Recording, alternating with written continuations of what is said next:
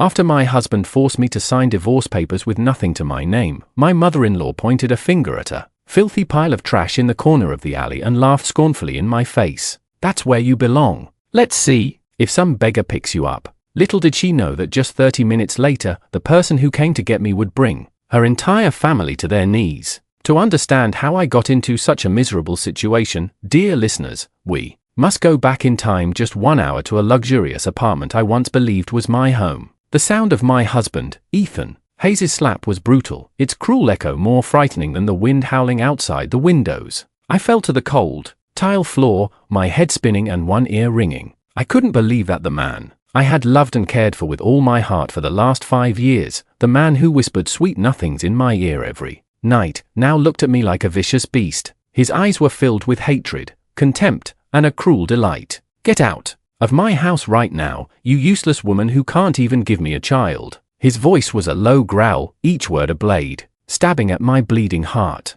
I looked up, my vision blurred by tears. I saw my mother-in-law, Carol, standing in the bedroom doorway, her arms crossed and a satisfied smirk on her face. Beside her, my sister-in-law, Chloe Hayes, who only cares about partying and appearances, was recording everything with her phone, snickering. Ethan, get closer to her face. This will go viral if we post it online. How about the title Cheating Wife Gets What She Deserves? Their cruelty, their perfect coordination in tormenting me made me realize this wasn't a spontaneous outburst. It was a play they had been preparing for a long time, and tonight was the final act. With trembling hands, I tried to stand up and pull together the thin, disheveled nightgown. Ethan, calm down. I don't know what's happening, but let's talk. I was so trying to cling to a faint thread of hope, but Ethan gave me no chance. He lunged at me, grabbed my hair, and yanked my head back, making me scream from the sharp pain. He dragged me toward the front door, ignoring my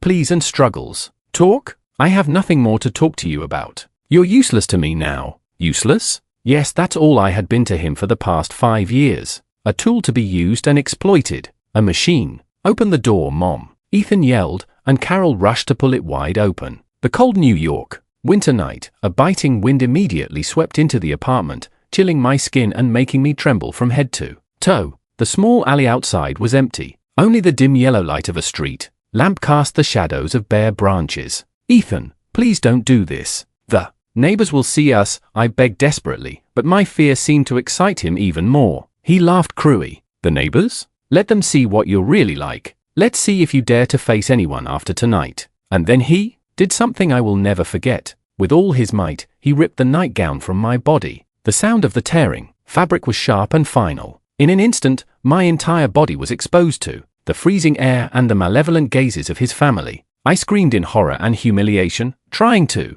hastily cover myself with my arms, but it was too late. Chloe had already raised her phone and the sound of the camera shutter clicked over and over again. Wow, looking good, sis-in-law. This is going to break the internet. Her laugh was clear, but it sent a chill down my spine. Ethan shoved me violently out the door, and I tumbled down the cold concrete steps. He grabbed my purse, emptied all the clothes from it, and scattered them in the middle of the alley. Get out and never come back, he growled. It was then that my mother-in-law stepped forward. She didn't look at me, but pointed her finger at a pile of smelly household garbage in a corner of the alley, and turning to me, said each word with emphasis, a contemptuous smile, marking her every wrinkle. That's where you belong. Let's see if some beggar picks you up. After saying that, she went inside with her son and slammed the door. The sound of the deadbolt locking echoed coldly, completely severing any connection to the place I once called home. I sat there naked in the middle of an unfamiliar alley in the dead of winter. The wind howled, chilling me to the bone, but the cold in my heart was far worse. At some point, the tears stopped flowing, replaced by a terrifying emptiness. I felt I was no longer human, but something worse than that pile of trash. The lights in a few neighboring windows turned on and then off. They heard, they saw, but no one came out. Maybe they were scared, or maybe, like Ethan's family, they enjoyed my suffering. I huddled in the darkness, feeling like I was going to die from the cold and humiliation. What should I do now? Where could I go? My mind was an abyss of darkness. Just then, a faint glow from my phone screen, which Ethan had thrown to the ground, caught my attention. The screen was shattered, but it still worked. A thought crossed my mind, a thought I had suppressed with all my might for the last 5 years. I crawled over trembling, and picked up the phone. My numb fingers could barely swipe across the screen. I went to my contact list and searched for the one number saved as last resort. It was the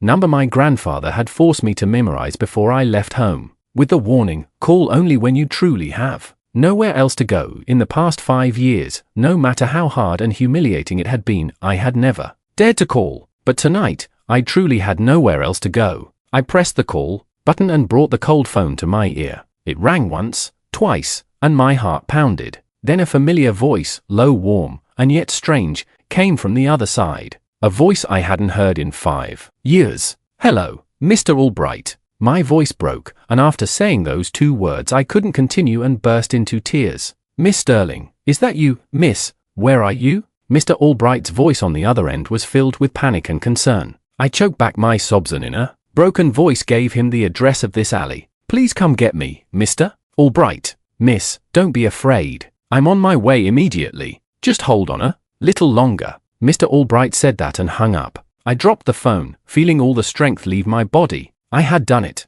I had made the call, broken my own promise, and asked for help from the family I had abandoned. But I had no other choice. I rested my head on my knees and waited. Every second, every minute felt like an eternity. The wind grew colder, and I slowly began to lose feeling in my body. I felt I couldn't hold on any longer. Just then, a dazzling beam of light cut through the darkness from the end of the alley. It was followed by the low, majestic roar of an engine, a sound completely out of place in this humble neighborhood. 1, 2, and 3. A motorcade of gleaming black Rolls-Royces glided silently toward me like predatory beasts. The entire small alley was instantly illuminated by the headlights. The window lights turned on again. This time, no one dared to turn them off. They were stunned, horrified, and in disbelief at what they were seeing. The motorcade stopped, and the door of the lead car opened. Mr. Albright, impeccably dressed in a black suit, quickly got out. Behind him, dozens of uniformed bodyguards got out and stood in 2 rows, forming a solid wall of protection around me. Mr. Albright took off his thick cashmere coat and placed it over my trembling body. With the warmth of the coat and the pained look in his eyes, I couldn't hold back anymore and began to cry again. "Miss Sterling, you've suffered so much," Mr. Albright said in a hoarse voice. "It's time to go home." Would this return open a new bright chapter? Or were more storms waiting for me? And when they discovered my true identity, what would my ex-husband's family face? If you feel the same curiosity and suspense as we do, don't forget to like, share, and subscribe to the Family Stories channel. You won't want to miss the next exciting episode. The warmth of Mr. Albright's cashmere coat enveloped me, but it wasn't enough to dispel the bone-deep chill. Without another word, he helped me up with his steady arm. The bodyguards immediately formed a human wall, completely blocking the curious and malicious gazes from the surrounding windows. I knew this entire small alley was witnessing a scene they would never forget. A woman abandoned naked like a pile of trash being picked up by a motorcade of luxury sedans. The extreme contrast was probably more dramatic than any movie they had ever seen. Mr. Albright guided me to the lead Rolls-Royce. A bodyguard held the door open respectfully. He helped me settle carefully into the back seat and then went around the car to sit beside me. When the door closed, an absolute silence and warmth enveloped me, completely isolating me from the outside world. The car's heater slowly spread, warmth thawing my fingers and toes. I huddled inside the oversized coat, staring out the window. The city's neon lights passed by like streaks of paint in the night. The car moved silently and smoothly, retracing the path I had walked in humiliation just a few dozen minutes earlier. The feeling was strange. I was no longer a pathetic victim. I was protected on my way to a safe place. But physical safety couldn't calm the storm raging in my soul. The image of Ethan tearing my clothes, Carol's finger pointing at the trash heap, Chloe's scornful smile, it all replayed in my mind like a horror film. What did I do wrong? I asked myself 1,000 times. For the past 5 years, I had given up my identity as the daughter of a billionaire family, abandoned a life of luxury to become an ordinary wife. I cooked, did laundry, and took care of his entire family. I didn't ask for expensive gifts or complain once about a modest life compared to my past. I did all of that simply because I loved him, because I believed in his promise to build a simple and happy family.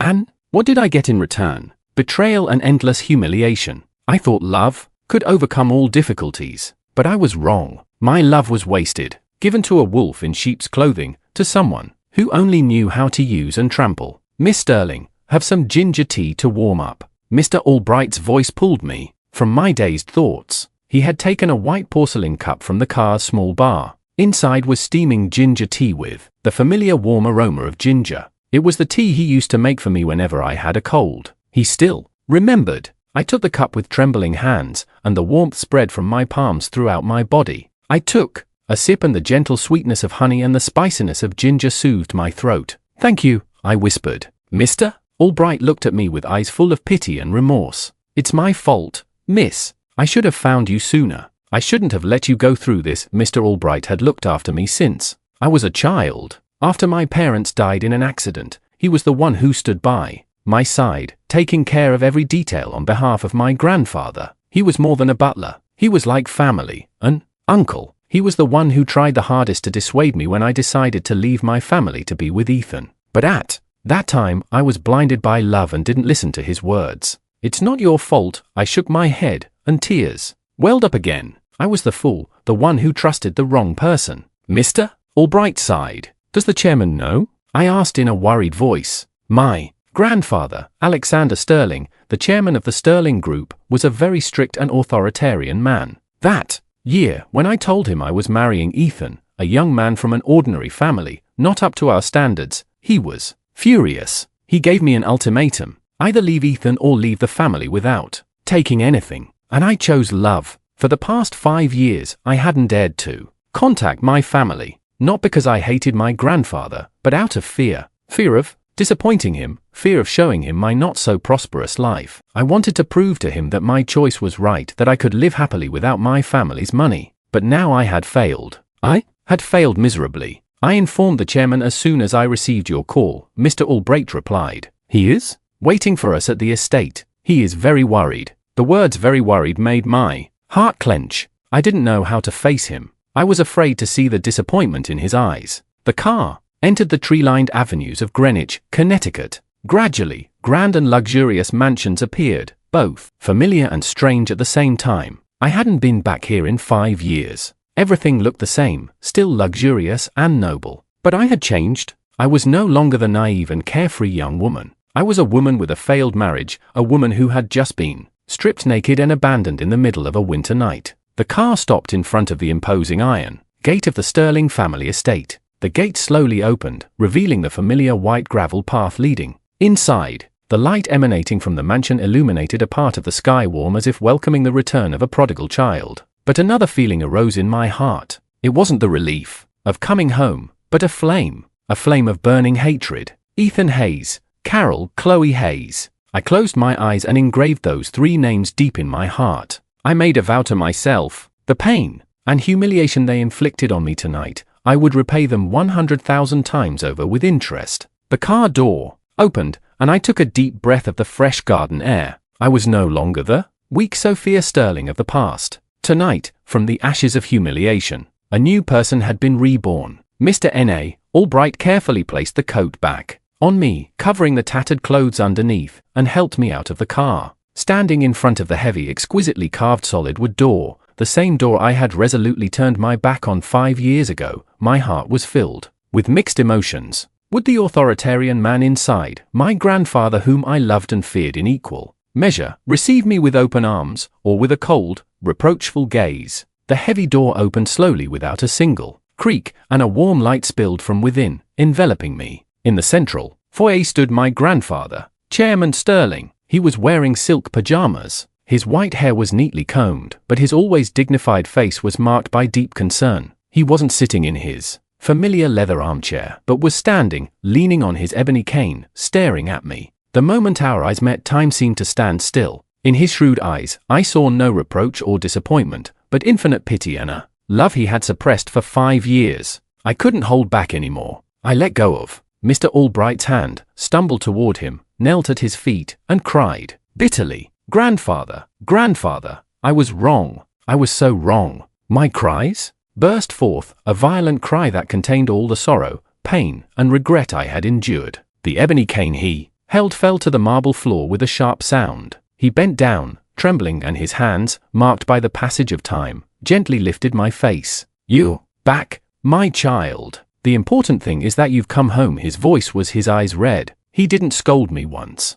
His arms were not as strong as before, but they were still the warmest and safest embrace in the world. Mr. Albright and the domestic staff, standing behind, turned away silently. No one wanted to disturb the tearful reunion between grandfather and granddaughter. My grandfather helped me up and sat me on the sofa. Mr. Albright quickly brought clean clothes and a glass of warm milk. Take a shower and change. We'll talk when you've warmed up. His voice was calmer, but still trembling. I obeyed and went into the familiar bathroom, which no one had used in 5 years, but was cleaned daily. The hot steam filled the room, washing away the dirty traces of this night, but it couldn't wash away the humiliation engraved deep in my heart. Putting on the soft silk pajamas, I felt as if I had shed a dirty skin. When I returned to the living room, my grandfather was still there waiting for me. He had changed into more formal attire, and on the table was a steaming pot of high-quality green tea. He motioned for me to sit across from him and said in a low, authoritative voice, "Now tell me, what did that man and his family do to you?"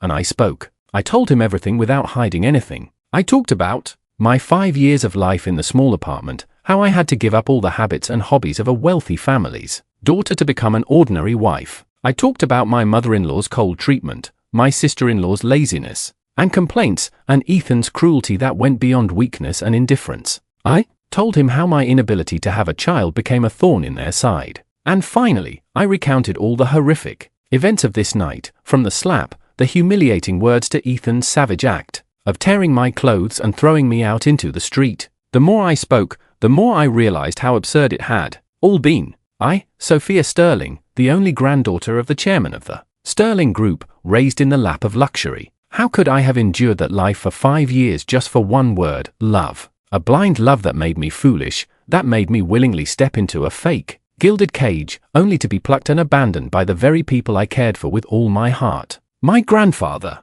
listened in silence. His fists were clenched so tightly that blue veins stood out on the back of his hands. His face had darkened and in his eyes burned a flame of fury I hadn't seen in a long time. When I finished my story, he said nothing immediately. He closed his eyes and took a deep breath as if trying to suppress a rage about to erupt. "Mr. Albright," he called out in an icy voice. "Yes, Chairman, I want you to investigate that Ethan Hayes and his family immediately. Everything about them, their work, their businesses, their relationships, their assets, down to the smallest detail. I'm giving you 24 hours. Yes, sir, I'll take care of it. Immediately." Mr. Albright bowed his head and left quickly. The room fell silent again. My grandfather opened his eyes and looked at me. His gaze had softened a bit. "Sophia, do you still hold a grudge against me for being so strict with you that year?" I shook my head and tears welled up again. "No, now I understand. It was all my fault. I didn't listen to your advice. I was blinded by love. Love is not a sin, child." He sighed. "The problem is you gave it to a man who didn't deserve it. But well, that's water under the bridge. Consider it a very expensive tuition fee you've paid. The important thing is that you're back. From now on, no one can hurt you. I promise." His promise was like a 1,000-ton rock that settled my heart. I knew the real storm was about to begin. But this time, I was no longer alone. I had my grandfather, and behind me, the powerful empire of the Sterling Group. That night, I slept in my old room. It had been preserved just as I had left it. The princess bed with pale pink sheets, the white desk where I studied for my SATs, and the huge teddy bear my grandfather gave me for my 18th birthday. Everything reminded me of beautiful memories, of a carefree time. I lay on the soft bed, but couldn't fall asleep. Memories of the last 5 years mingled with those of my life in this mansion. I remembered the day I met Ethan. It was at a charity gala organized by the Sterling Group. He was a young employee of a partner company, handsome, smart, and with a charming sense of humor. He was completely different from the rich idle heirs I used to know. He captivated me with his sincerity and his dream of starting his own business. We started dating. I hid my true identity, telling him only that I was a normal office worker. He didn't seem to care much about my family background either. He loved me, or at least I thought he did. He took me to dive bars, gave me rides on his old motorcycle. Those simple dates made me happier than any fancy party. I thought I had found true love. When I decided to marry him, I brought him to meet my grandfather. The meeting was a disaster. My grandfather with a single glance told me bluntly, "That man is not right for you. He has ambition written all over his eyes. He doesn't love you. He wants your family's fortune, I argued with my grandfather, defending Ethan fiercely. I told him he was too suspicious, that Ethan wasn't like that. The argument reached its peak when my grandfather gave me his ultimatum. With the arrogance of youth and blind faith, I chose to leave to prove him wrong. I cut off all contact on my own and entered the life of a normal person. It was difficult at first, but I tried to adapt. I fooled myself into thinking I was happy. But now that everything was revealed, I realized how right my grandfather's words had been. He saw Ethan's true nature from the very beginning, and it took me 5 years to realize it. A soft knock on the door. Mr. Albright came in with a tray of snacks. "Miss Sterling, have something to eat." The chairman asked me to bring it to you. I wasn't hungry, but I sat up and ate. I knew I needed strength. Tomorrow's battle would be a long one. Seeing the exquisite food on the tray, I suddenly remembered the humble meals and my mother-in-law's reprimands. Tears fell again, but this time it wasn't out of pain, but because I knew those dark days were truly over. A new chapter of my life was about to begin, a chapter where I would no longer be a victim. I sat in front of the cherrywood vanity and didn't recognize the woman in the mirror. My long hair, which I always wore in a simple bun, had been transformed by the country's top stylists into a manet of voluminous waves, dyed a luxurious chestnut color. My pale, haggard face had been brought back to life after an intensive overnight treatment. Light but professional makeup concealed the dark circles and made my already large eyes look more defined and deep. The woman in the mirror was no longer the submissive and patient wife of yesterday, Sophia. She was the sole heiress of the Sterling Group family, Sophia Sterling. Mr. Albright's voice from behind me interrupted my thoughts. "Miss Sterling, the chairman is waiting for you in his study." I stood up and took a deep breath. The jade-colored silk dress that designers had brought early in the morning fit my body perfectly, creating an elegant, seductive, and sophisticated aura. I slipped on a pair of Christian Louis Vuitton heels. Every step felt firm and authoritative. I hadn't felt this in 5 years. I descended the spiral staircase and walked down the long hallway decorated with expensive works of art. My grandfather's study was at the end of the hall, a spacious room with floor-to-ceiling bookshelves filled with rare books. My grandfather was sitting behind a massive solid wood desk, carefully reading a stack of documents with reading glasses. Seeing me enter, he looked up, took off his glasses, and a smile of satisfaction appeared on his face. "Sit down," he said, pointing to the leather chair opposite him. "You look impeccable. You finally look like a Sterling again." I smiled and sat down. "What did you call me for?" My grandfather didn't answer. Immediately, he pushed the stack of documents he was reading toward me. "Read it. This is all the information Mr. Albright has gathered overnight on your ex-husband's family." Trembling, I opened the file. The pages were densely printed with text and photos. "Glass of warm milk. Take a shower and change. We'll talk when you've warmed up." His voice was calmer, but still trembling. I obeyed and went into the familiar bathroom, which no one had used in 5 years, but was cleaned daily. The hot steam filled the room, washing away the dirty traces of this night, but it couldn't wash away the humiliation engraved deep in my heart. Putting on the soft silk pajamas, I felt as if I had shed a dirty skin. When I returned to the living room, my grandfather was still there waiting for me. He had changed into more formal attire, and on the table was a steaming pot of high-quality green tea. He motioned for me to sit across from him and said in a low, authoritative voice, "Now tell me, what did that man and his family do to you?" And I spoke. I told him everything without hiding anything. I talked about my 5 years of life in the small apartment, how I had to give up all the habits and hobbies of a wealthy family's daughter to become an ordinary wife. I talked about my mother-in-law's cold treatment, my sister-in-law's laziness and complaints, and Ethan's cruelty that went beyond weakness and indifference. I told him how my inability to have a child became a thorn in their side. And finally, I recounted all the horrific events of this night, from the slap, the humiliating words to Ethan's savage act of tearing my clothes and throwing me out into the street. The more I spoke, the more I realized how absurd it had all been. I, Sophia Sterling, the only granddaughter of the chairman of the Sterling Group, raised in the lap of luxury. How could I have endured that life for 5 years just for one word, love? A blind love that made me foolish, that made me willingly step into a fake, gilded cage, only to be plucked and abandoned by the very people I cared for with all my heart. My grandfather listened in silence. His fists were clenched so tightly that blue veins stood out on the back of his hands. His face had darkened and in his eyes burned a flame of fury I hadn't seen in a long time. When I finished my story, he said, "Nothing immediately." He closed his eyes and took a deep breath as if trying to suppress a rage about to erupt. "Mr. Albright," he called out in an icy voice. "Yes, Chairman. I want you to investigate that Ethan Hayes and his family immediately. Everything about them, their work, their businesses, their relationships, their assets, down to the smallest detail. I'm giving you 24 hours. Yes, sir. I'll take care of it. Immediately." Mr. Albright bowed his head and left quickly. The room fell silent again. My grandfather opened his eyes and looked at me. His gaze had softened a bit. "Sophia, do you still hold a grudge against me for being so strict with you that year?" I shook my head and tears welled up again. "No, now. I understand. It was all my fault. I didn't listen to your advice. I was blinded by love. Love is not a sin, child." He sighed. "The problem is you gave it to a man who didn't deserve it. But well, that's water under the bridge. Consider it a very expensive tuition fee you've paid. The important thing is that you're back. From now on, no one can hurt you.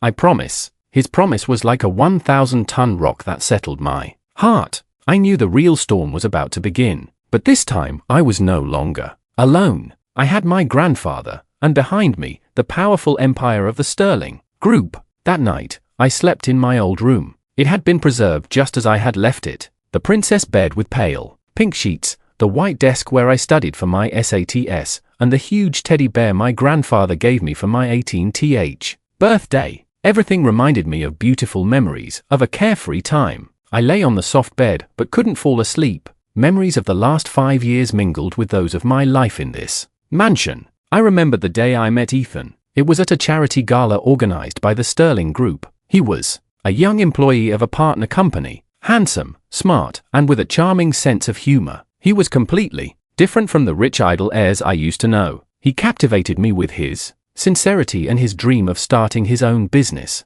We started dating. I hid my true identity, telling him only that I was a normal office worker. He didn't seem to care much about my family background either. He loved me, or at least I thought he did. He took me to dive bars, gave me rides on his old motorcycle. Those simple dates made me happier than any fancy party. I thought I had found true love. When I decided to marry him, I brought him to meet my grandfather. The meeting was a disaster. My grandfather with a single glance told me bluntly, "That man is not right for you. He has ambition written all over his eyes. He doesn't love you. He wants your family's fortune." I argued with my grandfather, defending Ethan fiercely. I told him he was too suspicious, that Ethan wasn't like that. The argument reached its peak when my grandfather gave me his ultimatum. With the arrogance of youth and blind faith, I chose to leave to prove him wrong. I cut off all contact on my own and entered the life of a normal person. It was difficult at first, but I tried to adapt.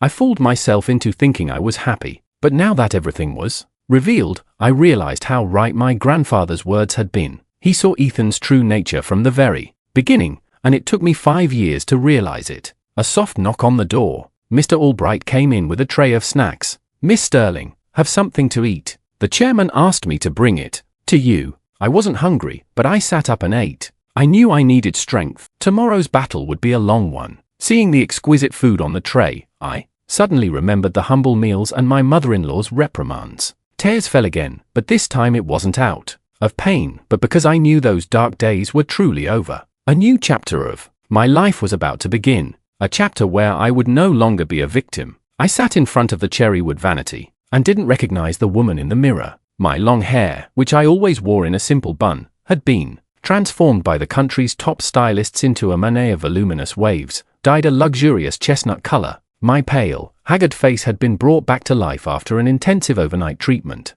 Light but professional makeup concealed the dark circles and made my already large eyes look more defined and deep. The woman in the mirror was no longer the submissive and patient wife of yesterday, Sophia. She was the sole heiress of the Sterling Group family, Sophia Sterling. Mr. Albright's voice from behind me interrupted my thoughts. "Miss Sterling, the chairman is waiting for you in his study." I stood up and took a deep breath. The jade-colored silk dress that designers had brought early in the morning fit my body perfectly, creating an elegant, seductive, and sophisticated aura. I slipped on a pair of Christian Louis Vuitton heels. Every step felt firm and authoritative. I hadn't felt this in 5 years. I descended the spiral staircase and walked down the long hallway decorated with expensive works of art. My grandfather's study was at the end of the hall, a spacious room with floor-to-ceiling bookshelves filled with rare books. My grandfather was sitting behind a massive solid wood desk, carefully reading a stack of documents with reading glasses. Seeing me enter, he looked up, took off his glasses, and a smile of satisfaction appeared on his face. "Sit down," he said, pointing to the leather chair opposite him. "You look impeccable. You finally look like a sterling again." I smiled and sat down. "What did you call me for?" My grandfather didn't answer. Immediately, he pushed the stack of documents he was reading toward me. "Read it. This is all the information Mr. Albright has gathered overnight on your ex-husband's family." Trembling, I opened the file. The pages were densely printed with text and photos. The first page was Ethan Hayes' resume. I glanced at the basic information and stopped at his work history. The company he was a director of, Commercial Services LLC, was actually a small company founded shortly after our marriage. And what stunned me was that the company's initial capital, $350,000, was clearly registered as a personal contribution. $350,000. I remember perfectly that when I married Ethan, he was just a simple employee with a salary of a few thousand a month. How could he get so much money? I turned to the next page and saw the company's financial reports. Over the past 5 years, the company had consistently recorded losses. The cash flow was negative, and debts to banks and suppliers kept increasing. His company was essentially an empty shell on the brink of bankruptcy. So, where did the money for his family's comfortable life, the luxurious apartment, come from? The answer was on the following pages. They were a series of bank statements for accounts in the names of Ethan, Carol, and Chloe. For the past 5 years, a considerable amount of money had been transferred monthly from an unknown account to theirs. I looked closely at the name of the holder of that unknown account, and my heart stopped. Sophia Sterling. It was my name. I didn't understand what was happening. Apart from the money I gave Carol for household expenses, I had never sent them any other money. How? How is this possible? I looked up at my grandfather and asked in a broken voice. My grandfather sighed and pointed to a small footnote on the page. "This is a trust account your parents set up for you before they died. According to their will, a fixed amount was automatically transferred each month to the account you designated as your allowance. The amount isn't very large, just enough for you to live comfortably, but not excessively. Your parents wanted you to learn to be independent." I was stunned. So, for the last 5 years, I had been living off the money my parents left me without even knowing it. That's right. My grandfather nodded, and that man knew it from the beginning. He asked for your account details to receive the money and then lied to you, saying it was his hard-earned salary to support the family. Everything clicked in my head. The image of a successful entrepreneur and family pillar that Ethan had so carefully crafted was nothing but an elaborate fraud. He was supporting me and his family with my own money while playing the role of a capable and generous husband. His hypocrisy, his cunning had no limits. I turned the next pages of the file. My anger grew. The apartment they lived in, though purchased in Ethan's name, had been paid for in full through a shell company, and by tracing that company, it was discovered to be connected to a fierce rival of the Sterling Group. "They not only deceived you with your money," my grandfather said in a harsh voice, "that Ethan Hayes approached you intentionally. It's very likely that behind him is a larger conspiracy against our group." I closed the file, my hands and feet cold. I thought my tragedy was just a failed love story, an unhappy marriage. But no, it was much more complex and darker than I had imagined. I had been a pawn on a huge chessboard I knew nothing about. "Do you understand now why I told you that you had to be strong?" My grandfather looked at me with a mixture of anger and pity. "This is no longer your personal problem. It's a war for the entire Sterling Group family, and you as the sole eyes must not only seek justice for yourself but also rise up to protect the legacy of the entire family." I looked into his determined eyes. The initial fear and confusion gradually faded, replaced by a steely determination. My grandfather was right. I couldn't remain a victim forever. I had to become a warrior. What should I do now? My voice was calm and clear. My grandfather smiled confidently. "First, you need an identity with enough weight to make them tremble with fear." He picked up the intercom. "Mr. Albright, have the company's lawyer, Mr. Torres, and the group's public relations team come here." A few minutes later, a group of people in suits entered the room, led by Mr. Torres, the head of the group's legal department, a middle-aged man with a broad forehead and a penetrating gaze. My grandfather gave an order in a voice that BKED no argument. Mr. Torres, immediately prepare the documents to sue Ethan Hayes and his family for fraud and embezzlement. At the same time, prepare the necessary procedures to recover my granddaughter's assets. Then he turned to the public relations team. In 1 hour, I want you to send a statement to all major media outlets in the country. A statement about the return of my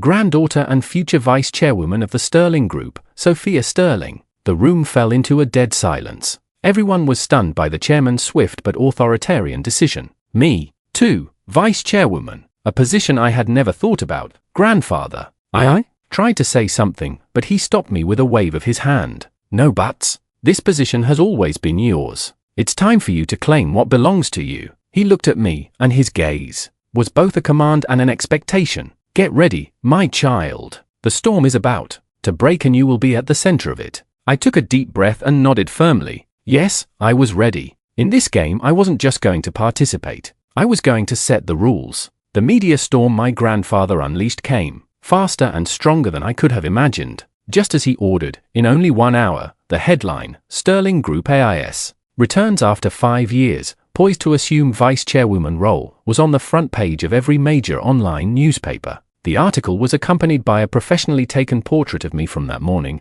where I looked beautiful, elegant, and charismatic. Mr. Albright's phone wouldn't stop ringing. Partners, investors, media outlets, everyone was in an uproar over this shocking news. On the other side of the city in their apartment, I could imagine the faces of Ethan and his family. They would surely be speechless, unable to believe what they were seeing. The wife they had just humiliated and ruthlessly thrown out, the person they thought was a helpless lamb, had suddenly transformed into a phoenix, a figure commanding the attention of the entire business world. Their relation from last night would have now turned into abject fear. But this was just the beginning. My transformation wasn't limited to my identity and my clothes. My grandfather wanted me to transform completely inside and out. He said, a queen must not only wear a crown, she must also have wisdom and guts. The next morning, a team of the best private tutors was summoned to the estate. One taught macroeconomics and business management, another business law and legal affairs, another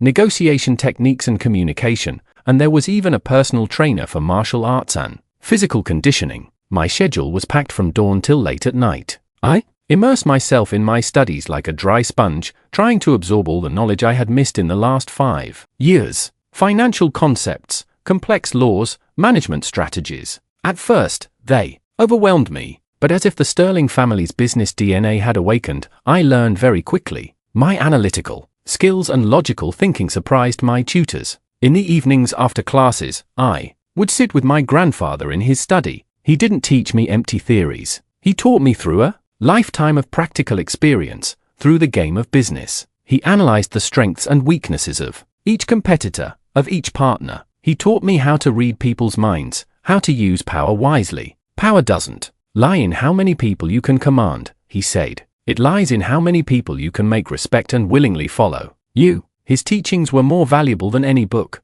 They weren't just knowledge, but a philosophy of life, the guts of a leader. Parallel to my studies, I began my physical training. Every early morning, I underwent rigorous training with a former Special Forces member. From running and weightlifting to hand-to-hand combat, sweat poured down my cheeks. My body HDHD, but I didn't complain once. I knew I needed a healthy body and a will of steel to face the coming storm. In just 1 week, I had changed surprisingly. I had lost some weight, but my body was more toned and full of energy. My gaze was no longer one of sadness or fear, but determined and penetrating. My demeanor had also become confident and authoritative. Even Mr. Albright commented, "Miss Sterling, you now have more presence than the chairman in his prime." The transformation was almost complete. I had identity, knowledge, willpower, and a powerful empire at my back. I was ready to make the first move in my chess game of revenge. One morning, after catching up on the company's situation through reports, I decided to visit the place I once called home.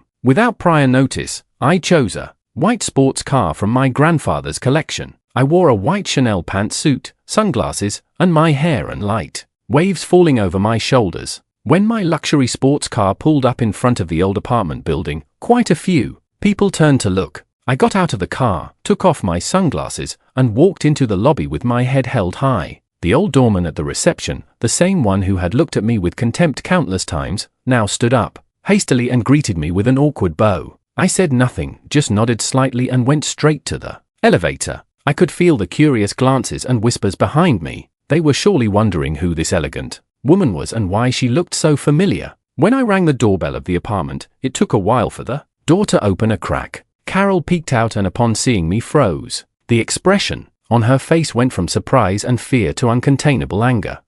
What are you doing here? She stammered. I gave a sociable but cold smile. Hello, Carol. I've come to pick up some personal things I left behind. I didn't wait for her reply. I gently pushed past her and walked in. The apartment was the same, still messy and somewhat cramped. Ethan and Chloe were sitting in the living room, and when they saw me enter, they were both speechless. The TV remote fell from Ethan's hand, and Chloe's mouth hung open, unable to say anything. Their current appearance was truly pathetic. Their disheveled clothes and haggard faces were a complete contrast to their triumphant air that night. Hello, Ethan. Hello, Chloe, I said in an indifferent tone, as if greeting strangers. Long time no see. You don't look so well. My appearance and attitude left them completely bewildered. They just stared at me. I paid them no mind and went straight to my old bedroom. The room was the same, but not a single ounce of warmth remained. I opened the closet and took out a small wooden box I kept in the deepest corner.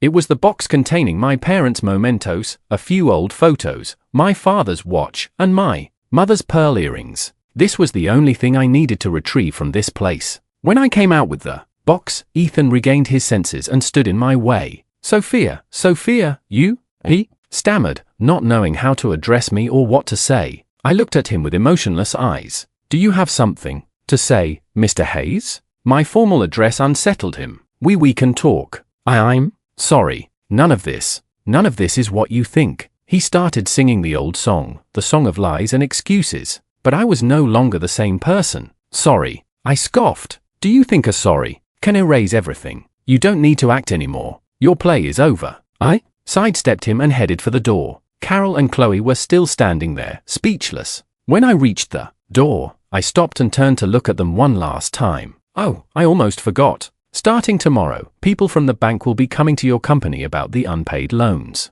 You'd better get ready. Good luck. After saying that, I turned and left, leaving behind 3 people, petrified with terror and despair. As I walked out of the building and breathed in the fresh air, I felt a strange euphoria. This was just a light warning. My play of revenge still had many dramatic scenes ahead. On my way to the estate, I received a call from Mr. Albright. Miss Sterling, our people report that shortly after you left, a huge fight broke out in that house. I smiled faintly. Perfect. Let them tear each other apart. Mr. Albright, the psychological warfare was beginning to take effect. And now it was time to launch a real attack, an economic attack, an attack that would completely destroy Ethan Hayes' paper empire. My transformation and imposing return were merely the opening shot, a psychological blow that threw Ethan's family into chaos. But to truly destroy them, I needed concrete actions, a fatal strike at Ethan's already rotten economic foundation. Upon returning to the estate, without taking a break, I went straight to the study. My grandfather and Mr. Torres were already waiting for me. The atmosphere in the room was very serious.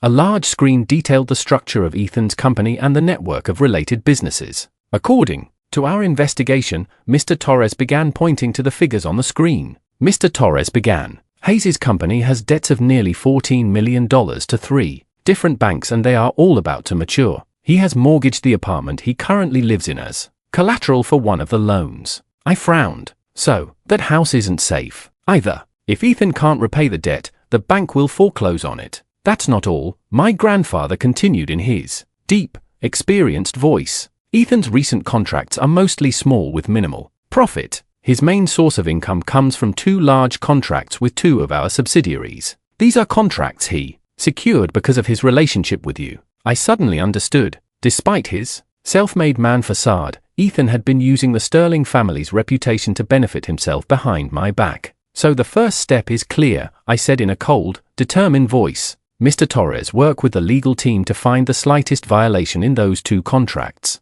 A dishonest businessman like him is sure to have loopholes. We will terminate the contracts unilaterally. Mr. Torres nodded. Understood. It won't be difficult. Following the procedure, we can also claim compensation for breach of contract. Not necessary, I interrupted. Our goal isn't the money. It's to cut off his lifeline. Do everything according to the law so he can't say a word. My grandfather looked at me with satisfaction. Good. The attack must be decisive, but it's not enough. We must create greater pressure. Pressure from all directions. He turned to Mr. Albright, who was standing silently in a corner of the room. Mr. Albright, contact those banks and tell them the Sterling Group will buy all the debts of that company. Both Mr. Torres and I were a little surprised. Grandfather, why would we do that? I asked. Buying an enemy's debt is like helping him. My grandfather smiled with the cunning of an old fox. Helping him? No. Think about it. If the creditor is the bank, they will follow procedures.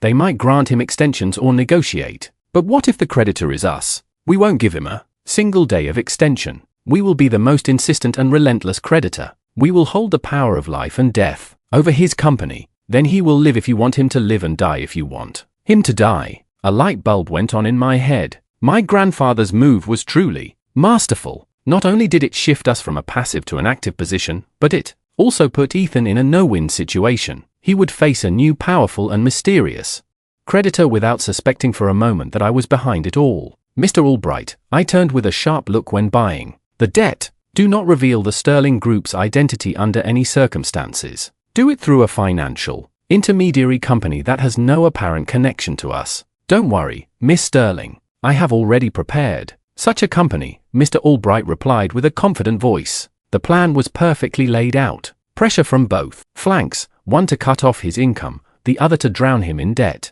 I was eager to see how Ethan would get out of this. While my grandfather and I made our first move, I didn't forget the most important task, to continue investigating Ethan's dark secrets. I firmly believe that in addition to what Miss Albright had discovered, there must be other dark corners he was hiding. I remember the times Ethan came home late with the excuse of work meetings, smelling of alcohol, and an unfamiliar woman's perfume. I remembered the calls he took secretly on the balcony. My woman's intuition told me, besides me, Ethan has other shady relationships. I called Mr. Albright. Mr. Albright, could you investigate Mr. Hayes's personal relationships further, especially with women? I want to know how many other people he has deceived. Besides me, Mr. Albright nodded. Understood. Miss Sterling, the secret investigation resumed. This time, the target was not only his finances, but also his private life. A few days later, our actions began to take effect. Early in the morning, the Sterling Group's lawyer sent Ethan's company an official notice of contract termination.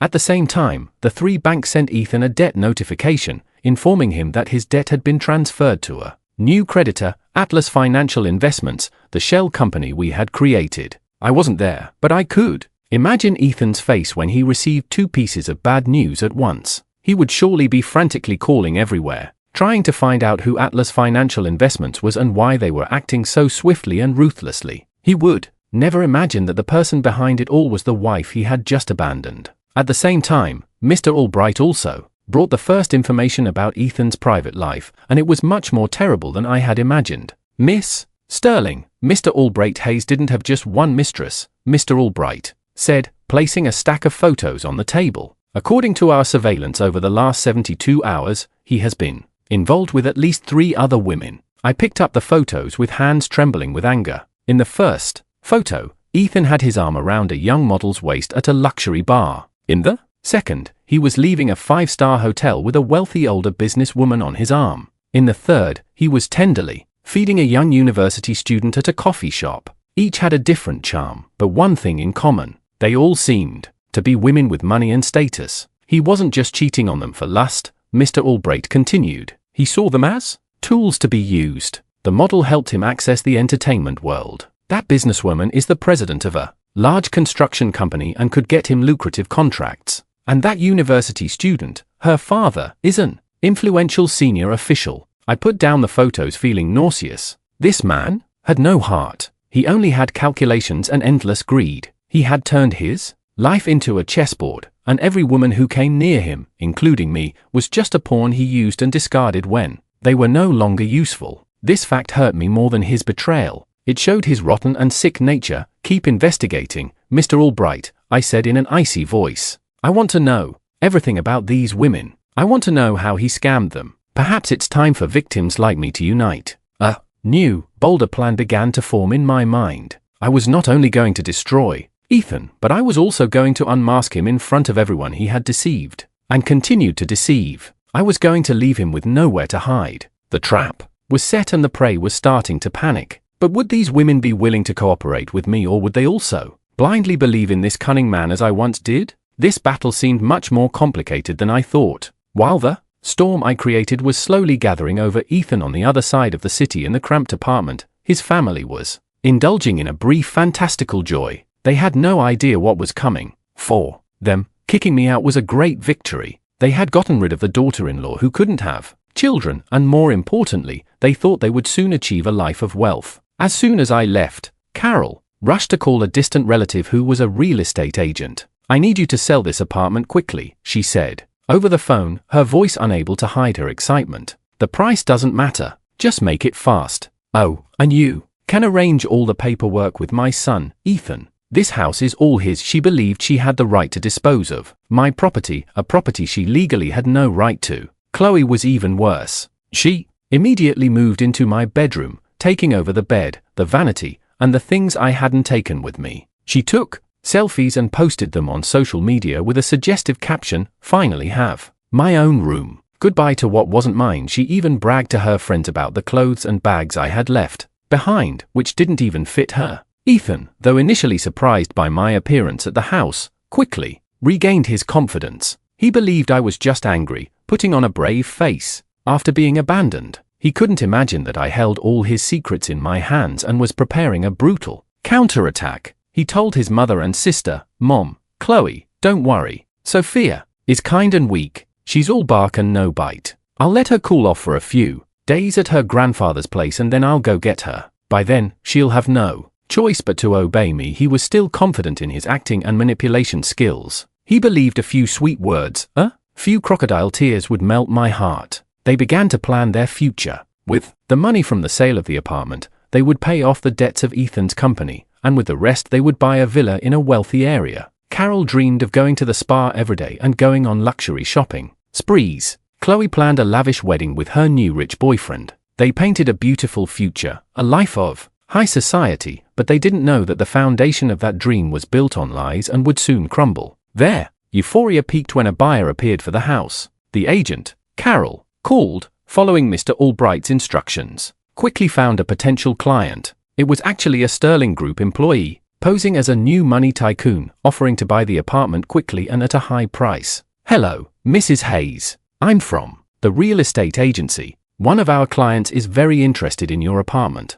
He's willing to pay $750,000 in cash this week, $750,000. The figure almost made Carol faint with joy. She hastily agreed without a second thought, urging Ethan to prepare the papers quickly. "Hurry up, son. Opportunity has knocked on our door. With this $750,000, our family will completely change." Ethan was also happy, but he still had some sense left. He told his mother, "Mom, calm down. The deed to the house is still in Sophia's name. I have to convince her to sign the transfer papers." "First, what's there to convince?" Carol snapped. "Tell her we need to sell the house urgently to pay your debts and avoid jail. She'll be so scared she'll sign it in tears. Just do as I say." As they reveled in the dream of $750,000, the first piece of bad news arrived. The notice of contract termination from the Sterling Group was delivered to the company. Ethan read the notice and was speechless. Those two contracts accounted for nearly 70% of the company's revenue. Without them, his company was almost nothing. He frantically called his contacts at the Sterling Group, but no one answered. He didn't understand why his old partner was acting so ruthlessly. He thought it was just an unfortunate coincidence. But soon, 3 letters from 3 different banks arrived at the same time. Debt notification, notice of creditor, transfer, and a demand for payment of all debts within 24 hours. Ethan read the name of the new creditor, Atlas Financial Investments Incorporated. Again, a completely unknown name. He hurriedly searched online, but there was hardly any information about this company, only that it was an emerging investment fund with very strong capital and famous for its relentless work style. The real panic began. Ethan slumped into his chair. Sweat poured down his forehead like rain. He didn't understand what was happening, why all the bad news was coming at the same time. He felt as if an invisible hand was strangling him. Carol and Chloe, seeing Ethan's pale face, began to worry. What's wrong, son? What's happening? Ethan, trembling, told them everything. The dream of $750,000, the dream of changing their lives, vanished in an instant like smoke, leaving only the cold reality of bankruptcy and debt. What do we do? What do we do now? Carol wandered around the house, muttering, how are we going to pay that money? Are we really going to be homeless? Chloe started to cry. And what about my wedding? I told all my friends I was getting married in a 5-star hotel. Her selfishness didn't change even at the most critical moment. In his desperation, Ethan suddenly thought of me. Yes, only Sophia Sterling could save him. Her grandfather was a billionaire. One word from her and everything would be solved. Once again, he clung to the lifeline he had discarded, hastily grabbed his phone and dialed my number. He didn't know that the person who held his fate in her hands, the mysterious creditor Atlas, was me. He was preparing to beg his enemy. Ethan's call came while I was sitting in my office reviewing the latest report on the company's financial situation. Seeing his name on the screen, I didn't answer immediately. I let the phone ring. I let his nervousness and desperation resonate. Finally, I pressed the answer button but said nothing. So, Sophia. Ethan's voice on the other end of the phone was trembling and pleading, completely different from his usual arrogance. Can we meet for a moment? I have something to tell you, something very important. I remained silent. My silence seemed to terrify him even more. Sophia, please, just think of it as the last time. I was wrong. I'll explain everything. Please give me a chance. I continued to be silent. I wanted him to taste the helplessness, the feeling of having to beg someone else just as I had. Finally, I opened my mouth. My voice was cold and unfamiliar. I have nothing to talk to you about. Don't say that, Sophia, he almost shouted. My company is about to go bankrupt. They're hounding me with debts. Only you can save me. Oh, really? I said with a sarcastic tone. What does your company going bankrupt have to do with me? We'll be divorced soon. It has to do with it. A lot to do with it, he said hastily. It's all because of you. If it weren't for you, I wouldn't have gotten into this situation. Sophia, help me just this once. I promise I'll pay you back for everything. I'll do whatever you want. I laughed. Even in this situation, he was still blaming me. I don't need anything, and I don't have the ability to help you. I lied without blinking. As you can see, I was also kicked out by you and your family, and I don't have a penny. Right now, I'm living off my grandfather's charity. My lie was the most painful blow. It crushed his last hope. He thought I was rich and powerful, and now I was telling him I was also a parasite. No, that can't be, he muttered in a desperate voice. Your grandfather with all his wealth, he's not going to help you. That's my family's business and has nothing to do with you, I said firmly. I don't have time to talk to you.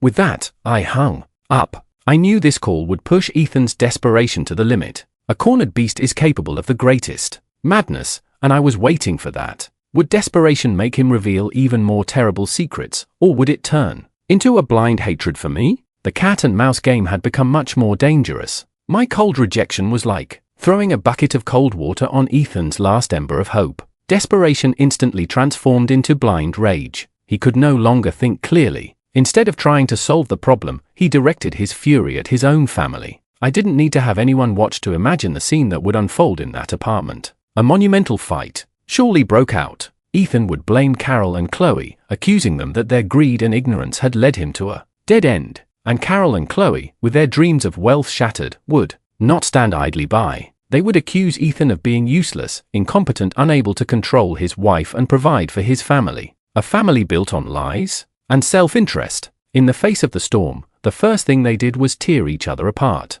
Just as I expected, a few hours later, Mr. Albright reported, Miss Sterling, the neighbors have reported a very loud fight at Mr. Hayes' home with sounds of things breaking. I smirked. Perfect. Let that fire burn brighter. While his family was mired in internal strife, I began to move my next piece. This time the target was not just Ethan but his entire network of scams. I called the 3 women Mr. Albright had investigated: the young model Lara, the wealthy businesswoman, Mrs. Beaumont, and the university student Emily. I didn't reveal my identity. I had Mr. Albright arrange individual meetings posing as a journalist investigating romance scams in high society. All 3, after some hesitation, agreed to meet. Perhaps deep down, they also harbored suspicions. about the perfect man that was Ethan. The first meeting was with Lara. We met in a high-end coffee shop. Lara appeared, stunning, but her eyes betrayed fatigue. When I mentioned Ethan, she was very cautious at first, insisting he was a wonderful man and a successful entrepreneur. I wasn't in a hurry. I simply placed a file on the table. Miss Lara, this is the information we have gathered. I think you should take a look. Lara, out of curiosity, opened the file. Inside was evidence of how Ethan had used her fame to secure advertising contracts and then pocketed a significant portion of the commission. There was also an audio recording of Ethan telling a friend that Lara was an airhead who was easy to manipulate. As she read, Lara's face grew paler. When she finished, she clutched the file in her hands and a flame of fury burned in her eyes. That son of a so he was just using me. The meeting with Mrs. Beaumont, the businesswoman, went similarly. Mrs. Beaumont was a sharp, experienced woman. At first, she didn't believe my words. But when I presented evidence that Ethan through her had secured a major construction contract and then used one of her own subcontractors to embezzle funds, causing serious quality issues and the risk of a major lawsuit, she completely broke down. She had entrusted the project of a lifetime to Ethan, not knowing he would stab her in the back. The last one was the naive university student, Emily. She was the one I felt most sorry for. Ethan had promised to marry her after graduation, ensuring her a bright future. She believed him and gave him everything. But when I showed her photos of Ethan with other women and played the audio recording of him bragging to his friends about conquering the daughter of an influential official, her rose-colored world shattered. She cried bitterly from pain and rage. 3 women, 3 different situations, but all united by the same pain. Having been deceived by the same man, I not only showed them Ethan's true face, but also something more important. You are not alone, I told them. I am also one of his victims. But we can't just sit here and cry. We must unite and seek justice for ourselves. At first, they hesitated. They were afraid of retaliation, of losing their reputations. But empathy and the flame of hatred united us. We formed an alliance of revenge. Each of us, using our own strengths and contacts, began to silently gather more evidence and prepare for the final attack. Lara, through her contacts in the entertainment world, started spreading negative rumors about Ethan's integrity. Mrs. Beaumont, using her experience and power in the business world, pressured the remaining partners of Ethan's company to also reconsider their collaboration. Emily began to exert subtle influence through her family. The news around Ethan was tightening. He began to face pressure not only from his creditor Atlas Investments but also from the very people he had deceived. He started to be isolated, marginalized. His company was now a sinking ship. Meanwhile, I didn't stand idly by. I decided to deliver a public blow, a blow that would make it impossible for Ethan to ever hold his head up again. I contacted a prestigious business magazine and agreed to an exclusive interview, but the topic would not be my return, but the dark side of marriages in high society. I knew this interview would be a bombshell, and I was ready to light the fuse. This was no longer just my fight. It was a fight for every woman Ethan had deceived, and we were determined to win. What destructive power would the media bomb I was about to drop have? And cornered, what last desperate move would the beast Ethan Hayes make? The web my alliance and I had woven began to take effect much faster and more forcefully than I had anticipated. Ethan's company, already like a house on the verge of collapse, now had to withstand a storm blowing from all directions. The small partners, hearing the rumors about Ethan's integrity spread by Lara, began to grow uneasy. One after another, they made excuses to delay orders or demanded immediate payment of invoices. Mrs. Beaumont's company, one of his remaining major clients, sent an official communication requesting a full quality audit of the work done by Ethan's company, threatening to sue if any irregularities were found. The source of income was almost completely cut off. Meanwhile, on the other side, Atlas Financial Investments, that is us, continued to increase the pressure. Ethan received dozens of calls and emails daily from the creditor, demanding a concrete repayment plan. They rejected any proposal, negotiation, or extension, offering only one way out: pay or go to court. Ethan completely broke down. He ran from place to place, knocking on the doors of old acquaintances and partners to borrow money, but no one helped him. The name Ethan Hayes had become toxic in the business world. Everyone avoided him like the plague. Ethan's panic reached its peak. He no longer maintained his neat and sophisticated appearance. He was haggard with a scruffy beard and eyes always bloodshot from lack of sleep and worry. And as an inevitable law, when the pillar of the house collapses, the internal cracks of the family become more apparent. The apartment, which once resonated with euphoric laughter, now only housed endless arguments. Carol, after seeing her dreams of wealth shattered, completely lost her patience. With her son, she constantly blamed and harassed him. "My God, after all I've fed and raised you, look what you've become. You can't even hold on to your wife. The company is bankrupt, and you're up to your neck in debt. What have you ever done right for this family?" Every meal became a torture. She complained about having to sell the few gold rings she had left to buy food, about not being able to go out for fear of people laughing at her. Chloe was no different. After her rich boyfriend left her upon hearing rumors that her family was on the brink of bankruptcy, she unleashed all her anger on her brother. "It's all your fault. Because of your incompetence, I'm in this mess. Great. No wedding, no money, no face to show my friends," she screamed, throwing her plate on the floor. "Give me money. I don't care if you steal or kill. Just bring me money." Ethan's life was now a living hell. At the company, harassed by creditors and partners; at home, psychologically abused by his own mother and sister. The arrogant man, who thought himself smart and capable of controlling everything, was now helpless and miserable. He started drinking heavily. Every night he came home drunk, broke things, and then collapsed. The fall of a man was happening slowly but surely. Meanwhile, I was preparing my bombshell. The date for the interview with the business magazine was finally set. I reviewed the script with my grandfather, preparing for every question and every possible scenario. My grandfather advised me, "You don't need to appear too hurt or harsh. Just state the facts calmly. Sometimes the truth is the sharpest weapon." I understood what my grandfather meant. I wouldn't turn the interview into a personal venting session. I would turn it into a warning message, an inspiring story about the strength of women. The day before the interview, I received a call from an unknown number. I was going to ignore it, but the number called again insistently. Finally, I answered. "Hello." There was a long silence on the other end of the phone. Only heavy breathing could be heard. Then a hoarse, weak voice. "So, Sophia, it's me, Ethan." His voice sounded very strange. The confidence and anger were gone, leaving only extreme exhaustion and desperation. "What is it?"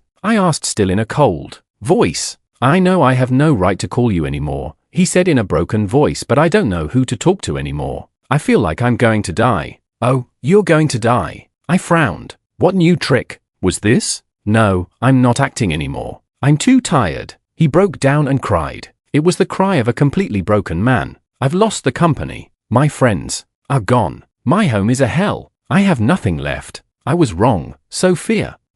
No, I was truly wrong. I lost the only woman who treated me with sincerity. I'm trash, a scumbag." He kept repeating words of self-blame and belated regret. I listened in silence. I felt no euphoria in my heart, only a strange emptiness. Watching a person fall from the top to the abyss, even if it's your enemy, is never pleasant. "What's the purpose of your call?" I asked, interrupting his crying. "I just wanted to hear your voice one last time," he said in a whisper. "And I have to warn you about something. Be careful of my mother. That woman is crazy. She said she wouldn't leave you alone." Ethan's warning surprised me a bit. That even in this situation, he thought to warn me. Was it out of a remaining shred of conscience or out of fear that if something happened to me, he would be the first suspect? "What is she planning to do?" I asked. "I don't know. I just heard her muttering to herself that she would teach you a lesson. That if she couldn't have it, she would destroy it. Sophia, you have to be very careful." With that, he hung up. The abruptly ended call left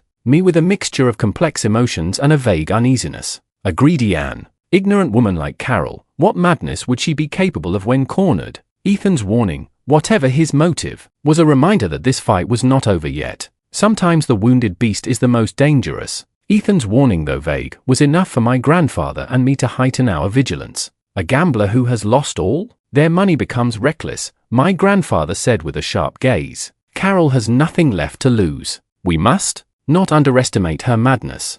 Carol, still unconscious, was handcuffed and taken away. Her final, most demented plot had failed completely. The kidnapping and attempted arson were the last straw, putting a tragic end to the story of the Hayes family. Carol, charged with multiple felonies, including kidnapping, death threats, and attempted arson, received a severe sentence. She would spend the rest of her life within the cold walls of a prison. Reflecting on her crimes, Ethan, upon learning of his Mother's demented act completely broke down. He dropped his appeals and silently accepted the sentence handed down to him. Perhaps deep down he realized that part of the blame for this whole tragedy lay with his own weakness, greed, and betrayal. Chloe, too, after a period of detention and investigation, had to face justice. Although she did not directly participate in the major conspiracy as an accomplice for concealment, she also received the punishment she deserved. The life of an idle young lady was over, replaced by prison labor. The fall of the Hayes family was a predictable conclusion, an inevitable consequence of greed and malice. They lit the fire themselves, and in the end, that fire consumed everything they had. After the storm passed, my grandfather and I returned to the estate. The house was still grand and luxurious, but the atmosphere was warmer and more peaceful than ever. My grandfather's health suffered a bit after the terrible ordeal, but his mind strangely cleared. He decided to no longer participate in the management of the group. "It's time for this old man to rest," he told me one sunny afternoon. "You have proven yourself. You've done much better than I expected. From now on, the Sterling Group is in your hands." On the day of my official appointment as chairwoman of the group, a grand ceremony was held. Standing on the stage, I looked at the hundreds of employees, partners, and people who believed in me. I no longer felt fear or pressure. I felt a great sense of responsibility and pride. I had not let down my grandfather's expectations, nor had I made my parents' sacrifice in vain. But success in business was not the only thing I achieved. Throughout the legal process, there was one person who silently supported me both legally and emotionally, Mr. Michael Davis. He was not only a competent lawyer from Mr. Torres's firm, but also a warm, understanding, and trustworthy man. We went through the most difficult times together, and gradually a special feeling developed between us. Love came to me, for a second time, gently and peacefully. He was not overwhelmed by my family background or my wealth. He loved the person I was, my strength, and my perseverance. By his side, I could be myself, feel truly loved and respected. A year later, we held a small, warm wedding on a sunny, windy beach. We only invited family and the closest friends. My grandfather in his wheelchair took my hand and gave it to Michael. "Take good care of my Sophia," he said happily with tears in his eyes. "She's been through so much." I looked at the man beside me, the person I would spend the rest of my life with. I smiled with genuine contentment. My life had gone through a great storm. That storm had swept away everything false and rotten, leaving in its place a clear blue sky and a dazzling dawn. That evening, after the party ended, and all the guests had left, only my grandfather, Mr. Albright, Michael, and I remained in the living room. The atmosphere was quiet, with only the gentle murmur of the waves in the distance. My grandfather looked tired but very happy. He looked at me with eyes full of affection. "Sophia, you finally found your peaceful harbor. Now this old man can rest easy." I took his thin hand, my heart filled with gratitude. "If it weren't for you and Mr. Albright, I don't know what would have become of my life. I owe you both my life." My grandfather smiled gently and waved his hand. "There are no debts between family. You are my granddaughter, the blood of the Sterling family. Protecting you is my responsibility." Mr. Albright, standing to the side, also smiled. "Seeing Miss Sterling happy is the chairman's greatest joy and mine." We sat together, reminiscing about the past, not with bitterness or hatred, but with deep reflection. Every event, every pain was a lesson, a brick that built the person I am today. But deep in my heart, there was still an unresolved question. "Grandfather," I hesitated, "how did you know back then that Ethan Hayes was a bad person? How could you see someone's true nature with just one look?" My grandfather was silent for a moment. His gaze drifted to the night sea as if remembering a long-ago story. "I didn't know with just one look, child," he said softly. "Before you brought him home to introduce him to me, I had already had him investigated." I froze. "So, you already knew?" "Yes," he nodded. "I knew his family background was not as simple as he claimed. His father was a notorious gambler full of debts. His mother, Carol, was no saint either. I knew his approach to you was not a coincidence, but at that time you were head over heels in love. You wouldn't have believed a word I said. The more I opposed it, the more you would have wanted to follow him.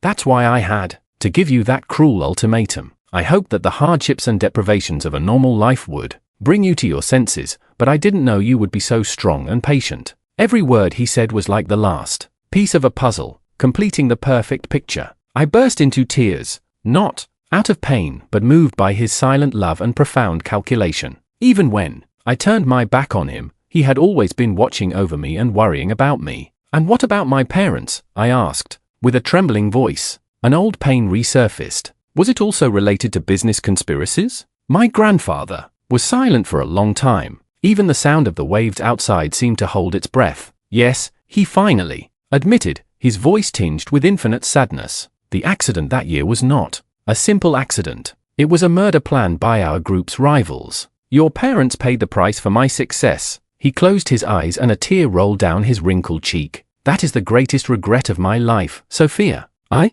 couldn't protect my daughter and my son-in-law. That's why I had to protect you even more. I couldn't let that tragedy happen again. The final truth had been revealed. A terrible truth, but one that explained everything. I understood the burden my grandfather had carried for so many years, why he was so strict, why he always tried to protect me. I hugged him tightly. Grandfather, that's all in the past. My parents in heaven surely don't hold a grudge against you. Now you have me, Michael, and Mr. Albright. We embraced like that, grandfather and granddaughter. 2 generations sharing the pain and secrets buried for decades. That night, I understood that family is not just the place where we are born, but the place we return to after the storm. A sanctuary always ready to protect and welcome us unconditionally. After the wedding, my life entered a new chapter, a chapter of true peace and happiness. Michael was a wonderful husband. He not only loved me but also greatly respected my grandfather. He shared everything with me, from the group's affairs to the small things at home. By his side, I regained the feeling of being a normal woman, loved and protected.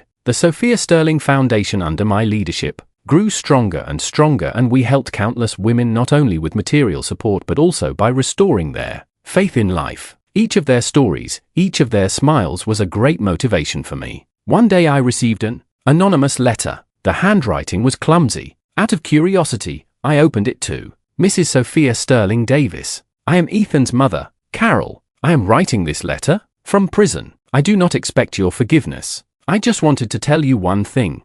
I'm sorry. I was wrong. Greed blinded me. I destroyed my own family with my own hands. I pushed my son and daughter into prison. I regret it so much. Every night I dream about what I did. I see you crying in the middle of a winter night. I know there are no second chances. I just hope you live happily for us, too. A sinner. After reading the letter, my heart was calm. I felt neither euphoria nor pity, only a sense of peace. All the resentment vanished with these words. The past was completely closed. Would this new happiness last long? Or had the ghosts of the past truly been laid to rest? Life still had many unpredictable paths ahead. Years later, when the turbulent waves of the past had completely receded, my life was flowing in the calm I had so longed for. Michael and I had a beautiful daughter. We named her Elma, hoping her life would always be serene and free. She was the embodiment of our love, our joy, a ray of sunshine that warmed the entire estate. My grandfather, though elderly, seemed to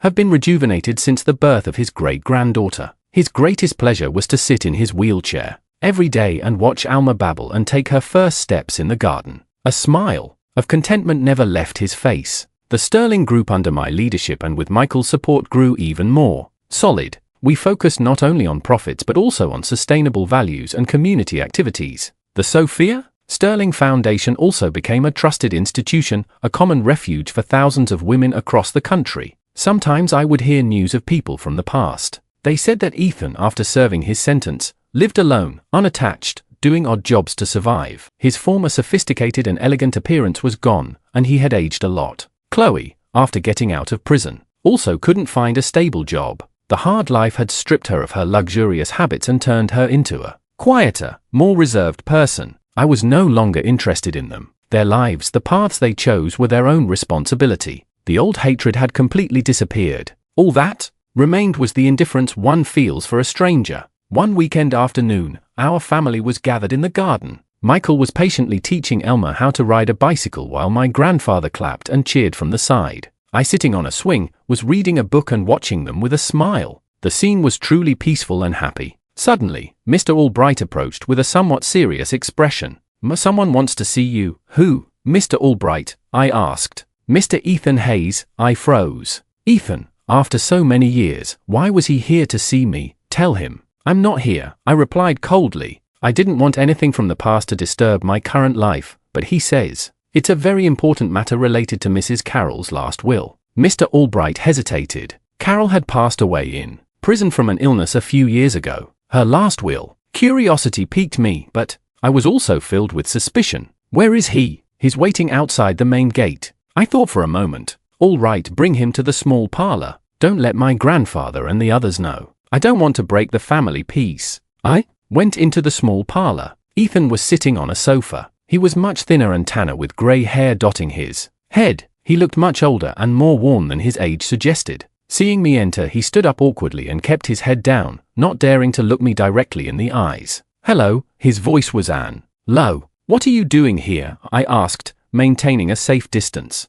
I came to fulfill a final promise I made to my mother. He took a faded wooden box out of an old cloth bag with trembling hands and placed it on the table. Before she died, my mother asked me to return this to you, he said. My mother said she had wronged you and your parents. She said this was the only memento she had of their friendship. Out of curiosity, I opened the box. Inside was an old photo album and a few yellowed letters. I turned the first page of the album. There were photos of my mother and Carol when they were young. They were hugging and smiling brightly. I was stunned. How is this possible? My mother and your mother, they were once best friends, Ethan said bitterly. This fact was like a lightning bolt to me. I flipped through the letters. They were letters my mother had written to Carol talking about life, love, dreams. In one letter, my mother wrote, Susan, I think I will have to go to a faraway place soon. I entrust my Sophia to you. Treat her as if she were your own daughter. If later Sophia and Ethan have a destiny together, that will be my greatest happiness.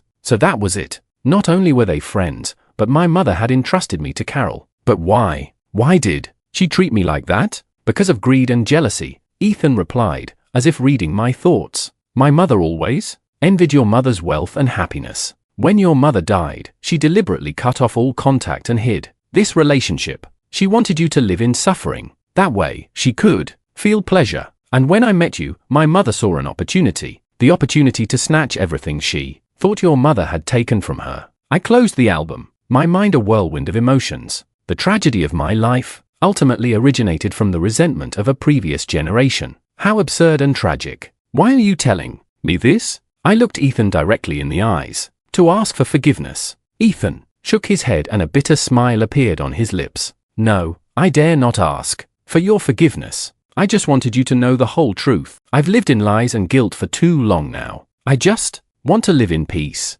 By returning these memories to you, I consider my last debt paid. He bowed to me again, turned silently, and left. I watched his lonely back, and in my heart there was no longer hatred, but a vague compassion. Everyone must pay for their mistakes. It's just that the price they paid was too high. I took the album in my hands and looked again at my mother and Carol, smiling radiantly in the photo. Perhaps in another world, they could have resolved all their resentments and become friends again. The unexpected encounter with Ethan and the truth about my mother and Carol's relationship closed the final chapter of the past. It was as if the last piece of the puzzle had fallen into place, completing the full picture of my life, with its bright sides and tragic dark corners. I no longer felt resentment or blamed myself. I learned to accept and forgive, not for them, but so that I could move forward lightly. My life returned to its peaceful course. Work at the group, projects for the Sophia Sterling Foundation, and above all, my small family. Every day was like a gift. I cherished every moment with Michael, watching my daughter Elma grow and seeing my grandfather smile. That was the most precious wealth, something no money could